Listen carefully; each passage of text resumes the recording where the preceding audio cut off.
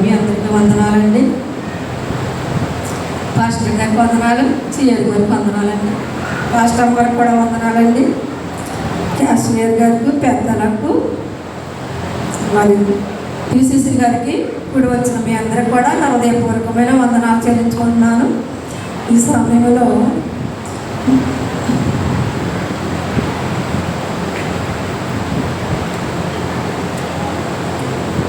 మూడో మాట బాగా చదవండి. యేసు తన తల్లి తను ప్రేమించిన శిష్యుడును దగ్గర నిలిచి ఉండడం చూచి, అమ్మ ఇదిగో నీ కుమారుడని తల్లితో చెప్పాను.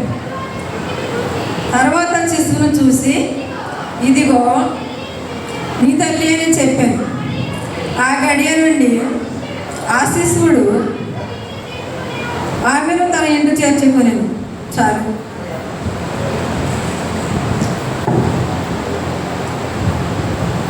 చిన్న పాట పాడి పగలి శాతం పాడుతూ,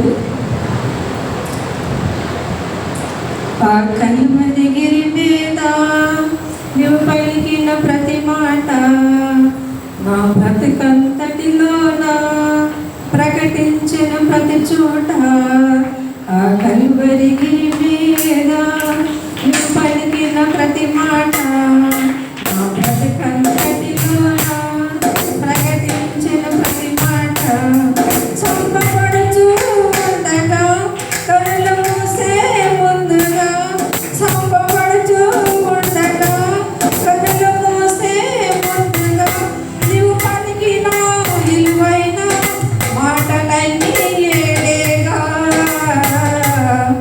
ఆ కలువరిగిరి మీద నీవు పలికిన ప్రతి మాట నా ప్రతి పద్ధతిలోన ప్రకటించిన ప్రతి మాట. అమ్మా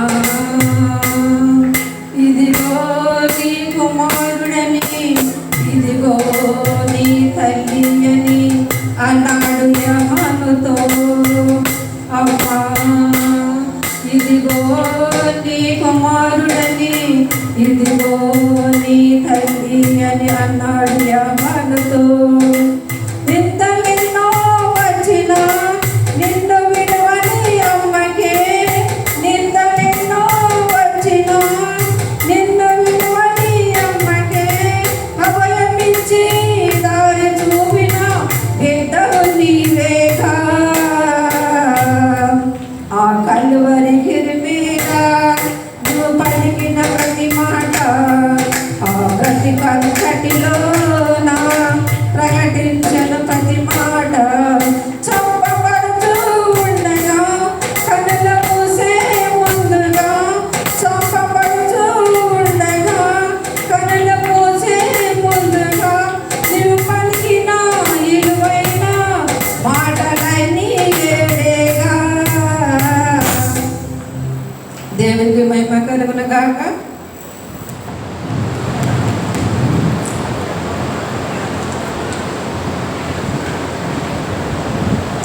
లోక సువార్త, యోహాను సువార్త 19వ అధ్యాయము 27వ వచనం అండి. మనం తర్వాత శిశువును చూసి, ఇదిగో నీ తల్లి అని చెప్పాను. ఆ గడియ నుండి ఆ శిశువుడు ఆమెను ఆమె ఇంట చేర్చుకునేను. చాలండి. ఇప్పుడు యోహాను గారు శిశువుడు యేసుప్రభువు వారిని గెత్సేమనే తోటలో పట్టుకున్నట్టే శిశువులందరూ చెదిరిపోయారు. వాళ్ళతో పాటు కూడా యోహాను గారు కూడా వెళ్ళిపోయారు, పక్కకి వెళ్ళిపోయారు. వెళ్ళిపోయినప్పుడు యోహాను గారు ఇంకా నేను కూడా చెదిరిపోతే ఇంకా నా బ్రతుకు వ్యర్థము, చనిపోతే క్రీస్తు కొరకే నేను చనిపోతాను, బ్రతికితే క్రీస్తు కొరకే బ్రతుకుతానని మరలా వెనక తిరిగి సిరియకి వచ్చారు. వచ్చినప్పుడు ఈ ఒక యోహాను గారికి యేసుక్రీస్తు ప్రభువారు మాట చెప్తున్నారు అన్నమాట. చెప్పినప్పుడు యేసుక్రీస్తు ప్రభువారు ఎక్కడ ఉన్నారండి? ఆకాశానికి భూమికి మధ్యన వేలాడుచు సిలువ పొయ్యి మీద నుంచి ఎవరో 2 మాటలు పలికారు. తండ్రి వీరు ఏమి చేస్తున్నారు, వీరు ఎరుగురు కనుక వీరు క్షమ అన్నారు. తర్వాత ఇతను నాతో కూడా పరదేశంలో ఉన్నారు, రెండో మాట మాట్లాడారు. అప్పుడు తలకి కిందకి పెట్టలేదండి. తర్వాత క్రీస్తు ఇలా కిందకెట్టినప్పటికీ తల్లి కనిపించింది.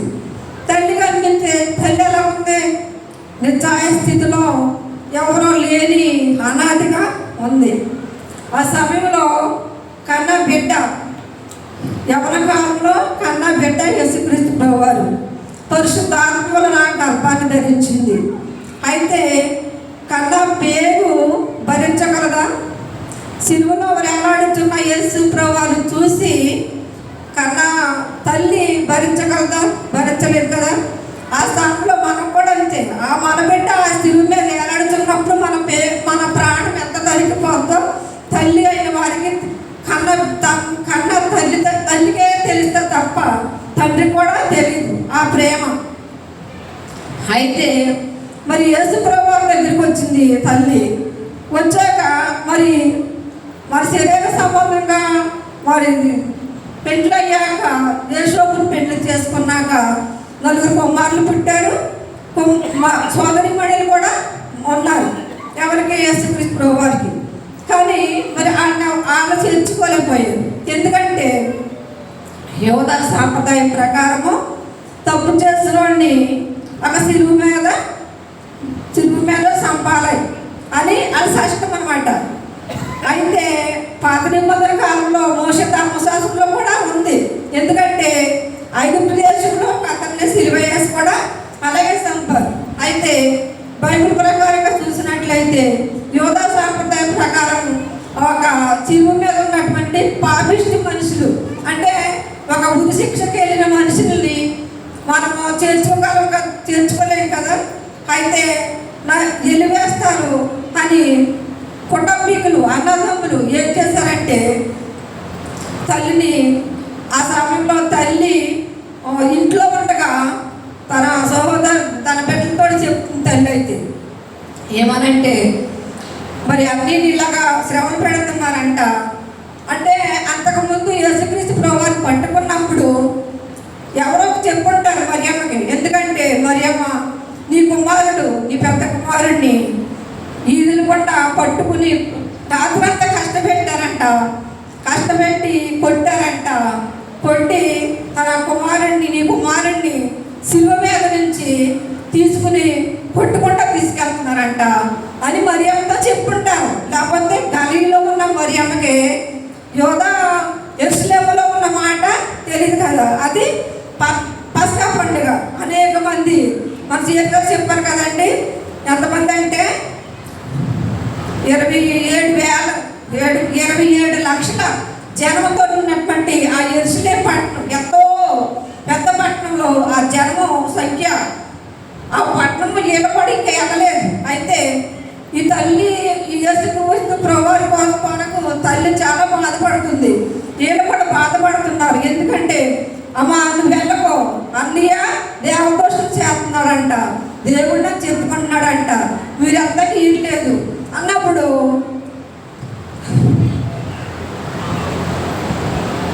బిడ్డ అంత కష్టపడి ఉంటే ఏ తల్లి ప్రాణం కూడా ఆగదు కదండి. మొన్నటి రాత్రి మా సీఎం గారికి పుట్టినరోజుకి చెప్పారు కదండి. ఆయన 8 దెబ్బలు పట్టారన్నారు. జ్ఞాపకం మీకు? 8 దెబ్బలు 1540 దెబ్బలు కొట్టారంట.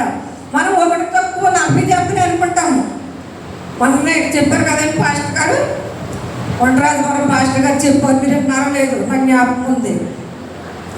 1540 దెబ్బలు, కొరడా దెబ్బలు.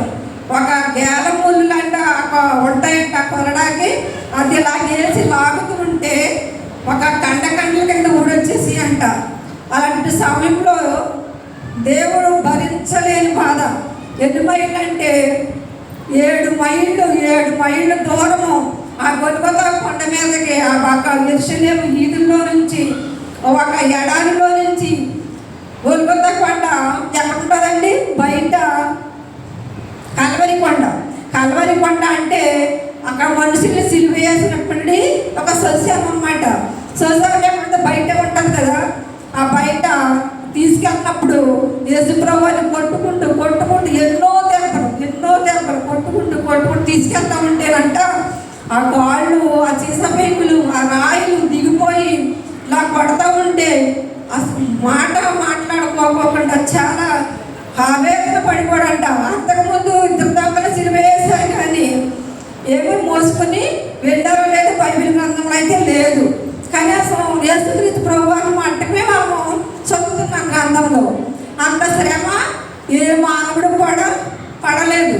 అటువంటి శ్రమ పడ్డటువంటి నీ కొడుకు ఇంత శ్రమ పడుతున్నాడమ్మా అని చెప్పినప్పుడు తల్లి హృదయము కలిగిపోయి పరుగు పరిగిన వెళ్ళి నన్ను తెలిసినా పర్వాలేదు, ఈ సమాజం నాకు లేకపోయినా పర్వాలేదు, ఈ లోక సంబంధమైనటువంటి నాకు ఈ భర్త లేకపోయినా పర్వాలేదు, ఈ బిడ్డలు లేకపోయినా పర్వాలేదు అనేసి అన్ని బంధాలు తెంపుకుని యేసయ్య దగ్గరకు వెళ్ళిందనమాట.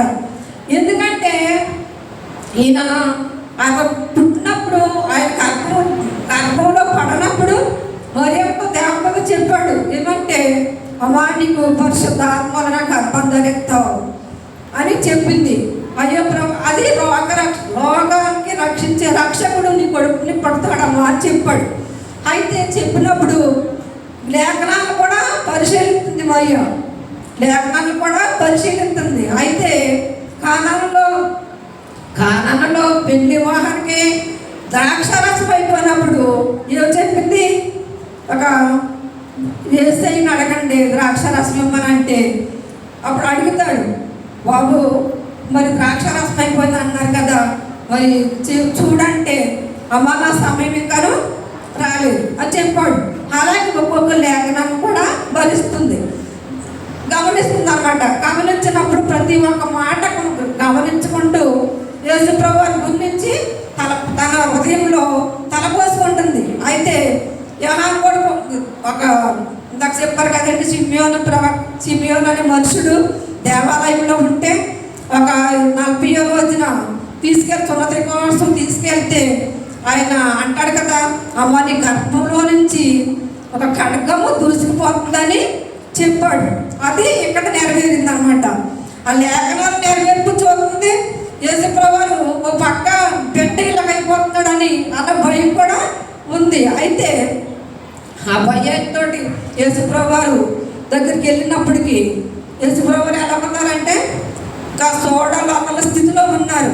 అయితే యోహాను గారు ఎవరో షాలోమి కుమారుడు. షాలోమి అంటే మరియమ్మ చెల్లులే, సొంత చెల్లి కుమారుడు, జబదయి కుమారుడు అయినటువంటి యోహాను, యాకోబులు జబదయి కుమారుడు. అందులో ఒక కుమారుడు యోహాను. అయితే మరి పిన్నిని పెద్దమ్మని అప్పగించాడు అనమాట. యేసుప్రభువు కూడా ఈ యొక్క పిన్ని కొడుకు, ఈ యొక్క యోహాను గారు యేసుప్రభువుకు పిన్ని కొడుకు. అయితే తను అప్పగించాడు. అయితే ఆయన చనిపోయే వరకు కూడా తన గురించి తెచ్చుకున్నాడని బైబిల్ గ్రంథంలో మనం చదువుకుంటాం. అయితే ఆ ప్రదేశంలో దేవుడు అంటున్నాడు కదా, ఆదికాండం మనం చూసినట్లయితే ఆదికాండం గ్రంథంలో యేసుప్రభువు చూడండి, ఆదికాండము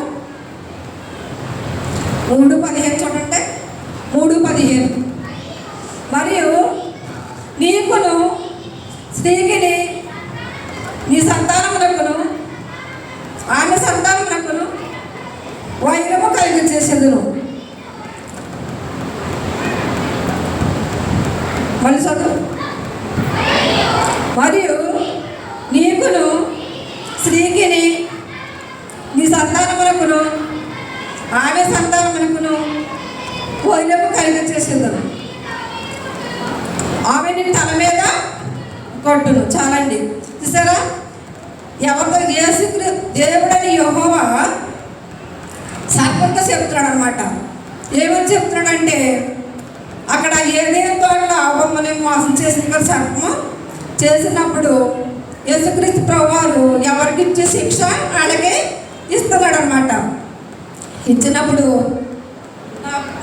నా బిడ్డలో అయినటువంటి వాడిని నువ్వు ఇలా చేస్తావు అనేసి సర్పానికి శపిస్తున్నాడు.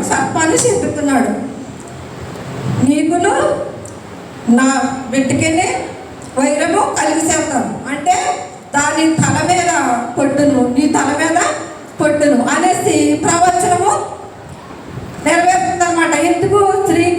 సాతాను తల మీద యేసుక్రీస్తు ప్రభువారు కొట్టారు. ఇప్పుడు సిలువలో ఎక్కడో కొట్ల సిలువలో కొట్టి సాతాను తల కింద తొక్కివేశాడు. ఆయన మరణం వల్ల ఇరిసి సాతానుని లోకాన్ని జయించాడు. లోకంలో ఉన్న నేత్రాశ శరీరాశ జీవటమ్మను కూడా దేవుడు జయించాడు. జయించిన వల్ల ఆయన మరణములు ఇరిసి ఆయన సజీవుడై తిరిగి రేపటి దినాన లెగుస్తాడని మనం చెప్పుకుంటాం. ఈరోజు ఆయన మరణ వార్త మన గురించి, ఆయన తల్లి గురించి ఆయన ముందుగానే ప్రవచించాడు. ఎందుకంటే నీ తల్లిదండ్రులను సన్మానించుము, అది 3వ ఆజ్ఞ. నీ తల్లిదండ్రులను సన్మానించమన్నది కూడా 3వ ఆజ్ఞ. ఇక్కడ మనకి ఇవ్వబడిన మాట కూడా 3వ మాట. అంటే నీ తల్లి ముదుమియందు నీ తల్లిని నిర్లక్ష్యం చేయొద్దు. అంటే తల్లిదండ్రుల గురించి ఆయన చిన్నతనం నుంచి కూడా తల్లిదండ్రులకి ఎంతో విధేయత చూపించి ఆయన తల్లిదండ్రులను సన్మానిస్తూ తల్లిదండ్రులు కూడా ఆయన ఎంతో ప్రేమిస్తూ ఆయన సహకారిగా ఉంటూ ఆయన జీవించాడు. ఒకసారి యెరూషలేము పట్టణము 12వ ఏట పస్కా పండుగకి వెళ్ళినప్పుడు ఏం జరిగిందండి? ఆయన శాసనతో పరిచయంతో వాదించినప్పుడు అది చూసి తల్లిదండ్రులు ఆశ్చర్యపోయారంట. ఆశ్చర్యపోయి ఇంత పాటించిపోతున్న చదువు లేదు కదా, ఇంత పాటించి ఎక్కడి నుంచి వచ్చిందనంట. ఆ పరిచయంలో శాస్త్రులు పెద్ద చదువుకున్న వాళ్ళు ఆశ్చర్యపోయారంట. మరి ఏ బడికన్నా వెళ్ళాడా? వెళ్ళలేదు కదా. ఏ బడికి వెళ్ళలేదు. ఎక్కడ తండ్రికి సహకారికి వంటరికి పని చేస్తున్నప్పుడు ఆ వంటరికి పనిలో తండ్రికి సహకారిగానే 30 సంవత్సరాలు ఇంటినే ఉన్నాడు. 30 సంవత్సరాలు ఇంటి పట్టునే ఉండి ఒక 30 సంవత్సరాల వయసు వచ్చాక బాప్తిసం తీసుకుని దేవుని సేవ పరిచాక తండ్రిని అన్నాడు, నాయన మరి నీ తండ్రి నేను నీ కొరకు ఎదుగుతున్నాము అంటే నన్ను గురించి నేను ఎందుకు ఎదుగుతున్నారమ్మా? మరి నా తండ్రి ఎవరో నా తల్లి ఎవరో? నా దేవుని పనులు మీద చేసిన వాళ్ళే నా తల్లి నా తండ్రి. కానీ నా తల్లిదండ్రులు నా లోకమే నా రాజ్యం వేరు నా తండ్రి వేరు అన్నప్పుడు మరి ఆ మాట గురించి మరియంకి ఏమి అర్థం చేసుకునే పరిస్థితి. అంటే ఈ ప్రక్కనేమో భర్త యోసేపు ఏంటిలాగా అన్నాడు, ప్రతి విషయంలో కూడా నిందిస్తూనే ఉంటున్నాడు. అయితే కానీ ఈ యోసేపుకి ఏదో వరాలు పుట్టాడని ప్రేమించాడు తప్ప తల్లిదండ్రులను ఒక యోసేపుకి ఇష్టం లేదు. తన సహోదరులు కూడా యేసుక్రీస్తు వారంటే ఇష్టం లేదు. ఒకసారి మార్కు సువార్త తీయండి.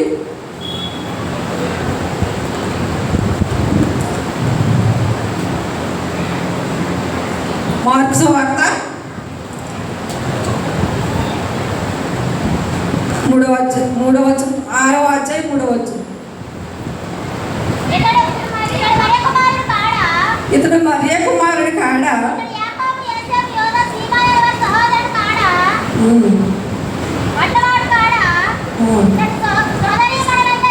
యోహాను సువార్త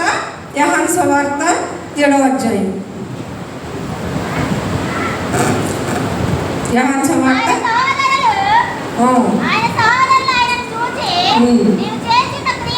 నేను చేస్తున్న క్రియలు నీ శిశువులను చూసినట్లు ఈ స్థలం విడిచి యూదాయకు వెళ్ళము.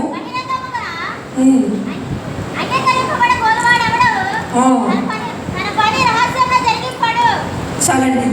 చూసారా, ఈ ఒక సహోదరులు యేసుక్రీస్తు వారు ఒక సహోదరులు నువ్వు చెప్పుతున్నావు నువ్వు ఇక్కడ చెప్పొద్దు, నువ్వు ఉండేది గలీలో ఉంటున్నారు. అయితే యోదాకి వెళ్ళు, అక్కడ పండగ జరుగుతుంది కదా, పస్కా పండగ. అక్కడికి వెళ్తే నువ్వు చేస్తున్న క్రియలు నీ శిశువులతో చూస్తారు, అక్కడ ఉన్నటువంటి ప్రజలు కూడా చూస్తారు. అయితే ఎందుకు వెళ్ళమంటారు? అక్కడికి వెళ్తే యేసుక్రీస్తు ప్రభువారిని నిజంగా చంపేస్తారు అనేసి వీళ్ళు అనుకుంటున్నారు. ఎవరో తన సహోదరులు యోదాకి వెళ్ళు, నువ్వు అక్కడైతే నువ్వు చేసిన క్రియలు అక్కడ కనపరుచుకో అని చెప్పినప్పుడు నా సమయం ఇంకా కింద సొంత ఉంటుంది, నా సమయం ఇంకా రాలేదు అని తమ్ముడితో తమ్ముళ్ళేమో ఎంత అసూయతో చెబుతున్నారు. యేసుక్రీస్తు ప్రభువారేమో ఎంతగానో ప్రేమిస్తున్నాడు. దేవుడు ఆ ప్రేమను మనము పొందుకోవాలి. దేవుని ప్రేమ మనం పొందుకోవాలంటే తల్లైన మరియమ్మ దేవుని ప్రేమ పొందుకుంది. దేవుని ఒక తల్లిగా, దేవునికి ఒక తల్లిగా ఉంది. తల్లిగా ఉన్న వల్ల తల్లి బాధ్యతను కుమారుడైనటువంటి యేసుక్రీస్తు ప్రభువారు తన మరణం వరకు ఎవరిని అప్పగించారండి? యోహాను గారికి అప్పగించారు.